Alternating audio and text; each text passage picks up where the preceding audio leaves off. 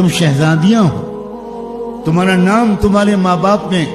کسی کا فاطمہ رکھا ہوگا، کسی کا خدیجہ رکھا ہوگا، کسی کا عائشہ رکھا ہوگا، کسی کا زینب، رقیہ،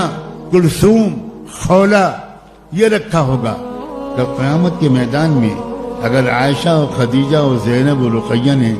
گریبان پکڑ کے تمہارا اللہ کے سامنے کھڑا کر دیا کہ اللہ ذرا پہلے ان سے پوچھئے ہمارے ناموں کے ساتھ انہوں نے گندی فلمیں دیکھی تھی،